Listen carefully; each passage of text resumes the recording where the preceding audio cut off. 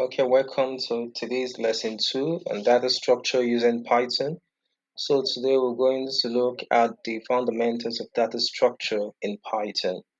So there are two major data structure which we'll be looking at here in Python, which is the list and the dictionary. While we're looking at that, this is to enable the new Python developers to understand how to manipulate lists and how to manipulate the dictionary when we'll start to solve bigger problems or fundamental problems in data science, because these are the core data structure which we'll be using. That's why I selected it. But if you want to understand Python, the core to the fundamentals down to the advanced level, so you can look up to my introduction to Python and also fundamentals of data structure using Python. I critically explained most of the things, especially how to understand time complexity and space complexity. So this course is just for data science. Okay, so before we move further, we need to understand the data type. So what is a data type? Now, data type in Python is a classification that specifies the type of data that a variable can hold, right? So it determines the kind of operations it can perform on the data. So now there are several built-in data types, but these are the major ones which we'll use, which are the integer, the float, the string, and the boolean. You can see the integer is used for all numbers like the 1, 2, 3, 4, 5, 6, 0. Then the float is used for numbers that have decimal points like 3.4, 1.4, 2.4, 2.5. Then this and so on. Then the string is used for text, which is a sequence of characters enclosed in quotes. It can be double, it can be single quotes, right? You can see the examples here, right? So we also have what we call Boolean. So Boolean is either true or false. It's often used in conditions and comparison. Okay, so now we'll move on to our data type, which is the list, right? Which is the list. So the list is an ordered collection of items that can or items or elements that can be of any data type, right? So lists are mutable, meaning you can change the content without changing the identity. So you can see an example here. We have a list here. Let's assume that there is a bag. There is a variable bag that is called. This is a variable bag which is assigned as a list that holds these elements here. There are different elements here. So list can actually take a mixed data type. So we will see that in the course of this lecture, right? So lists are one of the most fundamental and versatile data structure in Python. So they allow you to store and manipulate an ordered collection of items where each of the item can be of any data type. So let's get started. Now there are two tools we need to have here. The first one is the IDE, which is the Integrated Development Environment, right? So we have so many integrated development environments, ranging from the Sublime down to the PyCharm, and then the most popular, which is the Visual Studio Code. So I'll be using the Visual Studio Code here in my data science class, right? So because it gives me the versatility, it gives me the room to actually do anything with ease. So Visual Studio Code was developed by Microsoft, and that's what we're going to use in the course of this lecture. So Python programming language we're using because it's a very high level programming language which can actually use to do anything right now, right? Anything right now. So remember I said if you want to understand the introduction to data science, um, Python, introduction to Python, you can look at my other video tutorials. But no problem, even if you don't understand Python, you can be able to still get used to it as we go alongside with this lecture. Okay, so we need Visual Studio. I've already installed it. So if you don't have yours, all you just need to do is to go here and then type download Visual Studio Code. So when you click on this, it takes you to Visual Studio Code, right? So look at it here. So once you click on this, you can then choose the right software for your operating system. Like I've already installed mine on Windows, so it's free, it's not paid, and it's very, very light. So I think it's not more than 90 MB, right? So the other one that you need to install is Python. So because if you don't have Python, just click on this and download Python. So it takes you to their website, where if you click on it, you see the latest version now, which is 3.12 points. I think it's 3.12.4. We have 3.12.4 right now. Okay, so when you click on it, download it, and when you are trying to install it, make sure you check the path so that Python will run correctly in your system, right? So let's get started. Now I've already opened my Visual Studio Code here. I've already created my folder on my local disk. So I've opened my folder in the Visual Studio. Now to do this is just to click on File. Then when you click on Open Folder, right? So you go to I've already saved this folder that you're seeing here is already on my local disk here, which is Fund Data Science class, right? Is it Fund Data Science class? Let me check. Okay, Fundamental Data Science class. So I will click on File, Open Folder. We have the Fundamental Data Science class, so that is it. So that is how I did it here. So the next thing I'll do here is to create my virtual environment, because in the course of this lecture, we're going to install some external and advanced libraries which will be stored directly on a virtual environment. Using this, I don't want the software to affect any of my internal files on this system. So I will go to the new terminal here. For the create a virtual environment, it's using the pi-m on Windows, right, which is virtual environment, then env, right. So it comes up. So the next thing, why is coming up, you can see it's already here. So we need to create our scripts. Now this to create scripts, which I will call this list.py, because that's what we're going to do here in this lecture. List.py. Okay. So now, how do we define a list? So define a list by, when we like to say I have a variable called bag, and I want that bag to contain a mixed type of my array, mixed type of data types, which the first one will hold a string value, which is rise. Let's call this a string. The second one is an integer. The third one is a float, and the fourth one is boolean. Right, boolean true or false, like this. Right. You can see that it actually holds a mixed type. So how you can see this is how we define our list, right? So now I want to access the list. So remember, when accessing the list, we go to my PowerPoint slide here, we go this here. When accessing the list starts with index 0 down to the last index, right? So this index 0 holds the first value, right? Index 1 holds the second, and so on and so forth. And the last one is index 3. So let's assume that we don't computer don't know the last index, so automatically in Python last index usually is -1. So let's do practical, let's see. So let's assume that I want to fetch out the elements in last index. So I just need to do is to put my list bag and then -1. So the reason I'm putting -1 here is, how is -1 the last index, which is this 1 2 3 4, right? So we have total number of 4. The -1 was to give us was 3, right? So and we have index 0, index 1, index 2, index 3. So automatically this will be return 4. So to return index, we write print, right? Write print, then bag -1. So once I do this, to run it is pi.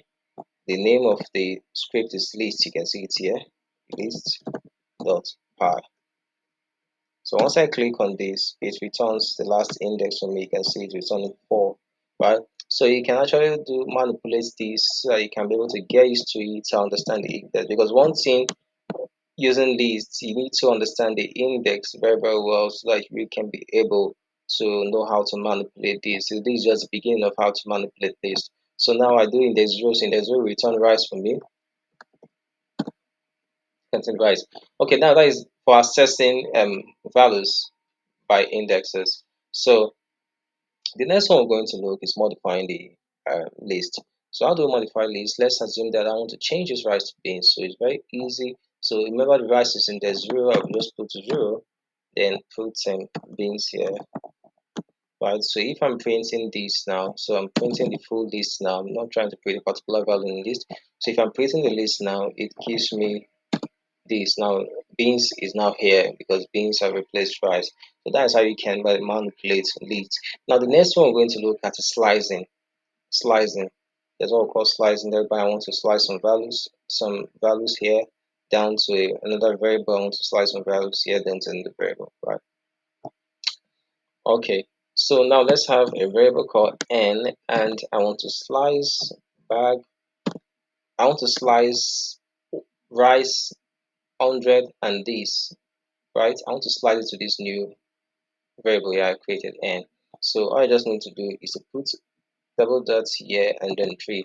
So it counts from the left. You can see it's pointing at the left hand side. So it counts from the left hand side, which is 1 2 3. So what is returning for me is rice 100 100.1, right? So if we now we're not trying to print n and bag anymore, because we are trying to print what is in n, because we have already saved rice, beans, and 100.1 down to n. So we need, so that means n holds these values here.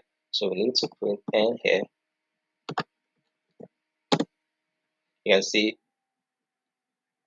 remember that I've changed this to beans, so that's why it's returning beans 100 and 100.1, right? So if I remove this dot now and I put it at the right hand side, right, after the tree, right? So what it does is it counts this tree, 1, 2, 3, right?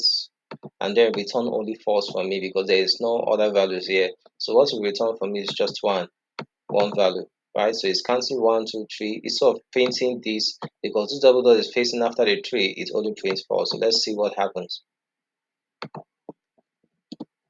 You can see it's only printing false, right? So if there's another digit here like this, let's say we have another value 7, we have 8, we have 10, we have 11. So what it does is it counts it again, 1, 2, 3, right? So it prints everything down from this place here, which is 4, 7, 8, 10, 11. So let's see what happens. You can see 4, 7, 8, 10, 11, right? So that is how slicing works. So now we'll look at how we can be able to insert a value into this list, right? So how do we insert value? There are three ways to insert value. So let's look at insert.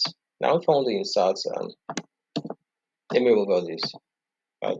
Now if I want to insert, I can say back the insert, right? So I'll specify the index I want to insert my value, which I want to insert index 3, so I can put melon. So this will, remember we have 0, 1, 2, 3, right? So now this melon will take the position of false and false will push down to this place, right? So if I'm printing back,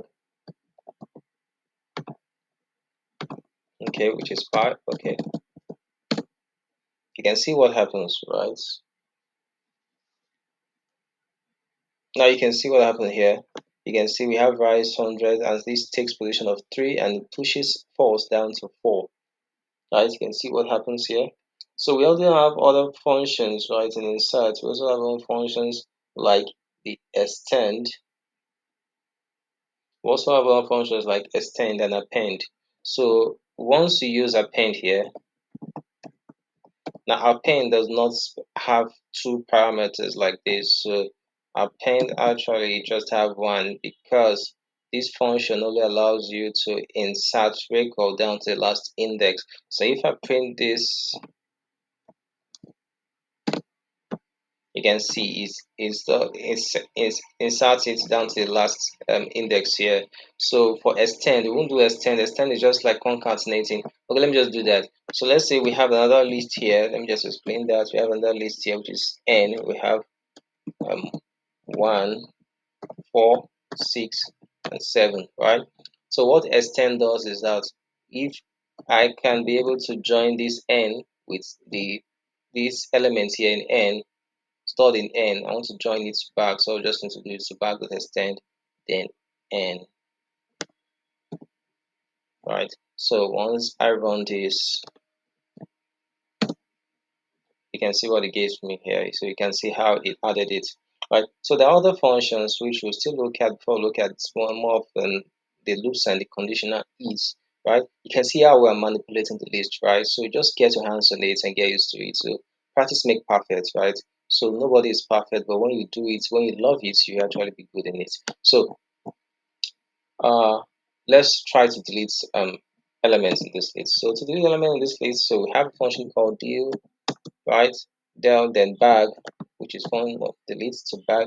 So this function allows you to freely delete a value. Let's say we want to delete price. So I'll specify the index 0. So it's deleting the value, the element in index 0, which is bag here. So once I print bag, you see the rice will automatically go off. So it rushes out of it, right? So that is how to delete. There are also other functions like the pop. So once I use pop, once I use bag.pop, so this function here we actually take out the last value. So once I print this, it takes out the last value. You can see last value is 11, is no longer here. Sorry, 8, 10 is no longer here. Okay, so we have another function called remove. Remove. But the one I love to use most times is actually delete, right? So that's going to 10 from particular index. So when you say remove, let's say I want to remove rice, right? So if I print this, you can see rice is out of here. But take note that this remove, if we have another index that holds another rice somewhere else, where it won't actually delete all the rice out of here, it will only delete from the first index. So now watch what happens. We only delete the one that is here. You can see what's happening. It only deletes the one that is in the 0, and then you couldn't find this because that is how this function works, right? So just understand the function, how it works. So let's move on to the next one, which is the loop. Want to loop this alert, so which is a loop. So let's do something, right? Let's have an array that contains list of numbers. So let's call these numbers. You can see how it is implicitly typed, so I don't need to explicitly declare this as a list, right? So you can see, so once I do this, right, the interpreter understands that, okay, numbers is holding a list. So that is how easy it is. Okay, so I have 2, 5, 7, 1, and 0, right? Okay, so how to do this is, now I want to look through this list, right? I want to look through this list. Let's assume that we have the target variable and we are trying to look for, let's say we're trying to look for 7. We're trying to know where 7 is located in this. We're trying to know where the index 7 is located here. So how do we do that? That's why we'll call a list, which is for I. That's how we do it for I. We explain for I in the range of the length of numbers, right? Of numbers minus 1. Okay, now what this means is for I, it means if I is 0, right, down to the, it's looping through from I as 0, which for I means I is starting at 0, in the range of this length of numbers means you are trying to get the total numbers, the total elements in these numbers here, and the total element in this number here is 1, 2, 3, 4, 5, which you have 5 minus 1, so automatically it's looping from 0, from index 0, down to the last index, which is 7 minus 1. 1, 2, 3, 4, 5. So 5 minus 1 should give us index 4. So that's what this code is doing, right? So I'm looking through. So what happens is I'm trying to find this target where it's located. All I just need to do is I'll use a conditional if statement. If the numbers, which is a list, if the numbers of I, so it means that this is the list, right? And I at first instance, what? At I at first instance, the first iteration is 0.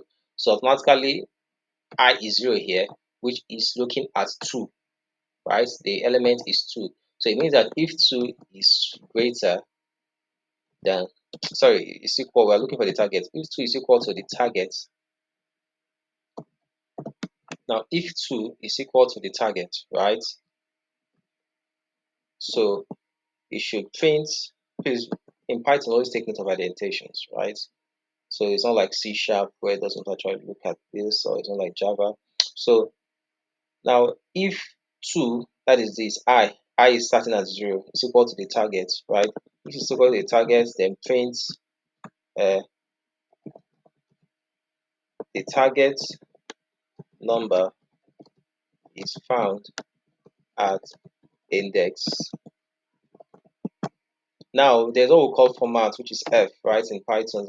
If you didn't put it, right, I can't be able to, like, get the value I here. Guess what I did here? Yeah, you can say I will put the braces of I. But if I remove this, it won't actually, it will just turn to text. But if I put it, you can see what happens here, right? Okay. Now, if the 2 is equal to target, now return the index for me. So let's move on. So on the first iteration, I is 0, so I is 2. Is I equal to 7? No. So it comes back, it returns back again, right? It loops again, and then I becomes what? 1. So I becomes 1, which is 5. You can see if I becomes 1. So number 1 is looking at this value here, 5. So is 5 equal to 7? No. It loops again and I becomes 2. So I takes this. So if I is 2, if you're passing that, if it's numbers index of 2, it's taking the value which is 7. So is 7 equal to target value so 7? Yes. Right? So once it's done, then you can see how it will return this, right? It will return this. So automatically it will return 0, 1, 2. So it will return the target number is found at index 2. So let's try this out in the CFS. You can see the target number is found in this 2. So I hope you guys understand. In the next lecture, we're going to look at more loops using lists. So that's because of time. So the next video, we'll look at the dictionary, and then finally we'll look at NumPy, how we can be able to use NumPy to then pandas. When we get our hands on that and manipulations, then we can be able to say we're getting started using data science. Okay, thank you for your time. Thank you and God bless you.